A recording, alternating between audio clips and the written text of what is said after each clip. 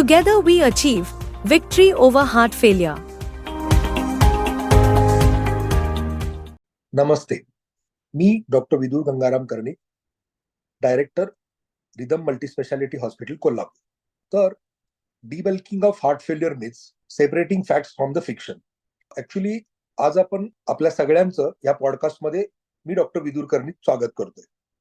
आज आपण heart failure किंवा मराठीमध्ये ज्याला हृदयाची विफलता असं संबोधलं जातं त्याच्याबद्दल जनमानसामध्ये असणारे गैरसमज किंवा त्या गैरसमजाबद्दल असणारे सत्य उलगडण्याचा प्रयत्न करणार आहे. So let's go. आता मुख्यतः सगळ्यात महत्वाचा गैरसमज हार्ट फेल्युअर संदर्भात असतो की हार्ट फेल्युअर केवळ वृद्धांनाच लक्ष्य करतं. तर हार्ट फेल्युअरचं प्रमाण हे वृद्ध लोकांच्या मध्ये जास्त असतं हे जरी खरी असलं तरी ते कोणत्याही वयात होऊ शकतं. अनुवंशिकता, जीवनशैलीची निवड म्हणजे अल्कोहोल, स्मोकिंग, एक्सरसाइज नसणं किंवा इनऍक्टिव्हिटी आणि त्याचबरोबर अंडरलाईन डिसिजेस म्हणजे हायपरटेन्शन, झडपांचे आजार यासारख्या घटकामुळे किंवा या सर्व घटकांचा या हार्ट फेल्युअर होण्यासाठी कारणीभूत असतात. त्यामुळे तो सर्व वयोगटातील व्यक्तींसाठी चिंतेचा विषय असू शकतो. आणखी एक गैरसमज आहे की हृदयविकाराचा जेव्हा झटका येतो तेव्हा फक्त आणि फक्त छातीत दुखतं. खरं तर छातीत दुखणं बऱ्याचदा हृदयविकाराच्या झटक्याचा संकेत असतो. बऱ्याचदा म्हणजे मोर दॅन 90% लोकांच्या मध्ये छातीत दुखणं किंवा छातीमध्ये कळ येणं हे हृदयविकाराच्या झटक्याचा संकेत देतं. पण त्याचबरोबर इतरही आणखी लक्षणं असतात, जसं की पाठीमध्ये दुखणं, मानेमध्ये दुखणं, जबड्यामध्ये किंवा डाव्या हातामध्ये वेदना होणं. ह्या काही गोष्टी हृदयविकाराच्या झटक्याचे संकेत असू शकतात. हे झालं वेदनेच्या बाबतीत. पण ते सोडून चक्कर येणं, श्वास लागणं, धाप लागणं, मळमळ होणं ही सुद्धा हृदयविकाराच्या झटक्याची लक्षणं असू शकतात. आणि ही लक्षणं सुद्धा गांभीर्यानं घेणं आणि पटकन हृदयविकाराचा झटका आलेल्या रुग्णाला मदत मिळवून देणं हे आपलं आद्य कर्तव्य असतं. आणखी एक गैरसमज आहे की हार्ट फेल्युअर म्हणजे तुमचं हृदय थांबणं.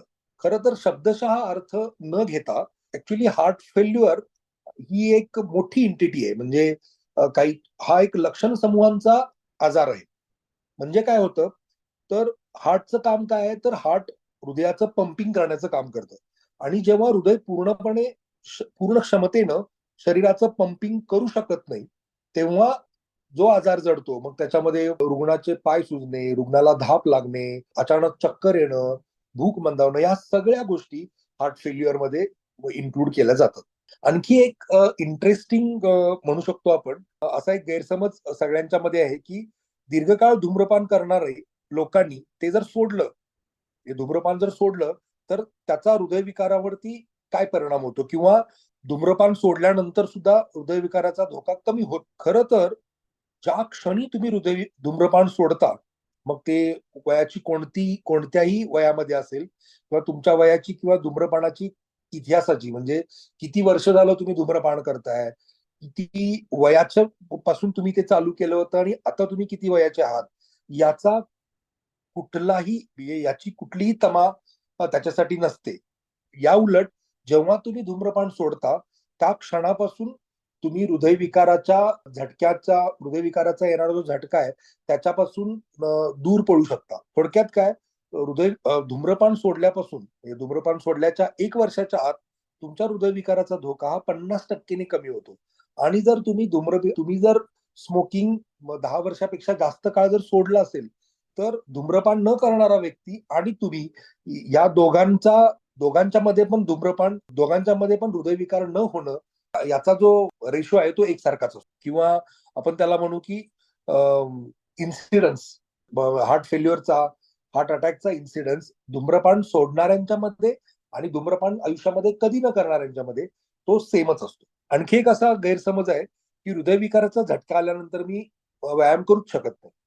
ऍक्च्युली व्यायाम हा हार्ट फेल्युअर व्यवस्थापनाचा एक पिलर आहे किंवा आधारस्तंभ आहे असं आपण म्हणू शकतो. जेव्हा सुरक्षितपणे आणि एका चांगल्या फिजिशियनच्या किंवा चांगल्या फिजिओथेरपिस्टच्या मार्गदर्शनाखाली जेव्हा आपण नियमित शारीरिक हालचाल, मग त्याच्यामध्ये हृदय आणि रक्तवाहिन्या संबंधी आरोग्य बळकट करण्यासाठी येणाऱ्या सगळ्या ज्या गोष्टी असतात त्या केल्या त्यांचे ताकद आपण जर वाढवली तर हार्ट फेल्युअरमुळे होणारे तोटे ते कमी होऊन त्या रुग्णाला पुढचं आयुष्य जगण्यासाठी खूपच फायदा होतो. थोडक्यात काय, योग्य काळजी आणि उपचार दोन्हीमुळे हार्ट फेल्युअर असलेली व्यक्ती परिपूर्ण जीवन जगू शकते. इनफॅक्ट हृदयाची लवचिकता पूर्ववत येण्यासाठी त्याचा मदतच होते. थोडक्यात आता मला आशा आहे की या एवढ्या माहितीमुळे जे हृदयविकारासंबंधी किंवा हार्ट फेल्युअर संबंधी तुमच्या मध्ये जे मळब होतं किंवा तुमच्यामध्ये जे चुकीचे विचार होतात ते दूर होण्यासाठी मदत होईल. धन्यवाद.